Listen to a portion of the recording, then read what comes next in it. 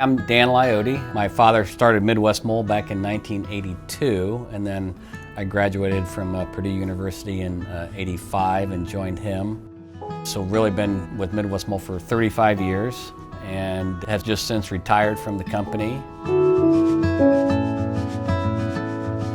When I was a kid, I kind of grew up in the business. I always enjoyed, taking things apart and fiddling around, and instead of going to spring break, I'd come work for my dad in the shop.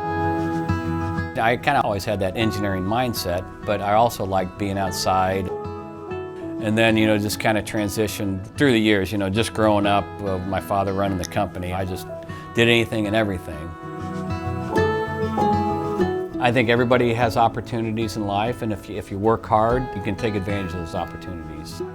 For us to make this jump, to build this $4 million facility, that's a huge, huge step. I remember coming out here during the summer and dirt was being moved and it was a beautiful day, and I just saw my dad looking down upon me. I knew he was proud of me and how our company has just grown so much since he started it back in '82.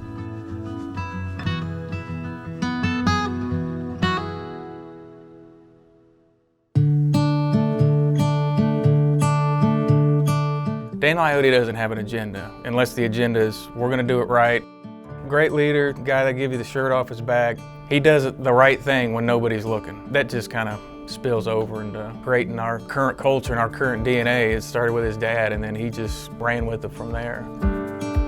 Dan, to me, is kind of the consummate leader. Not only is he very stern as far as what his expectations are, which I really appreciate, but he's also very giving.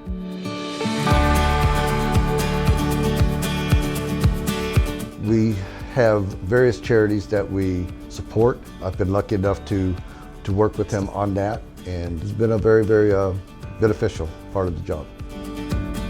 I've always believed in helping people, and faith has been a big part of me and our family, and gotten a little more involved with our church that helps people that need help. I'm on that committee. I became the treasurer of that, so it's definitely something I look forward to do more of. Dan took me under his wing very early on and kind of showed me all the technical ropes of how to build a tunnel, the cost side plus the technical side of tunneling. So he was a tremendous mentor to me, and I owe a lot to him as far as my professional development in this industry. When you meet the guy, he don't come off as a boss. He comes off as a ordinary guy. Hey, how you doing? Treat you down to earth. You want to work for a guy like that because you're not just a number, you're a person in his eyes.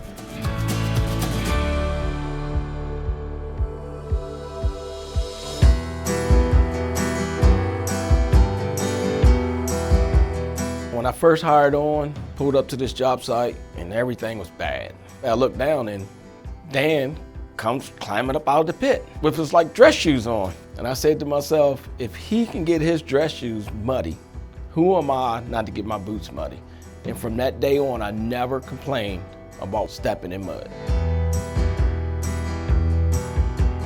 First time I met him, he come out of a hall unit. You could tell what color his clothes was, and he had just come from a business meeting. It was impressive meeting Dan that way, knowing that he was an owner of a multi-million-dollar company and coming out dirtier than most men go home at night. It's really hard to know what we do until you do it. You have to be out in the field, you have to see it with your own eyes, and climbing up in these pipes 400 or 500 foot in, seeing the problem with your own eyes. That experience of the field is just critical. Dan was always about details and making sure that you were thinking through things, trying to keep projects moving, trying to find the best way forward. I always tell people that he is the best engineer, smartest engineer I've ever met. He's a guy who could see the trees through the forest, see the end but before the beginning, but also just a tremendously caring guy. What we went with was an ESOP. It's called an employee stock ownership program. There's no other ownership. The employees become the owners of our company now. So the benefits of Midwest Mold are now for the employees. If you're going to stay for another 10 years, it's just a phenomenal retirement benefit for long-term employees. This seems to fit us, and it fits us from a culture perspective because we've already got a group of people that think like owners. So to make this organization more of an employee ownership-based company just made a lot of sense for us.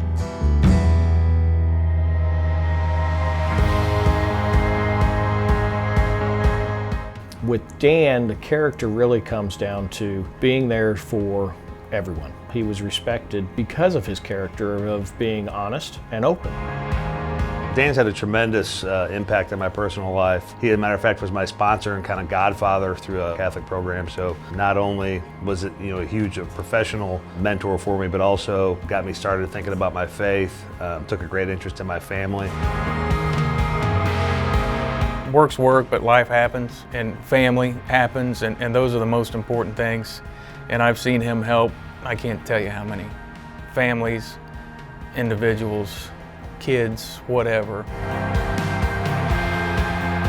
They always ask, how do you want to be remembered? I guess generally, at the company, I think I want them to say, oh yeah, Dan always tried to do the right thing, try to take care of people, help people. I always wanted to, try to use the gifts that God's given us, our family, to give those gifts forward to help people.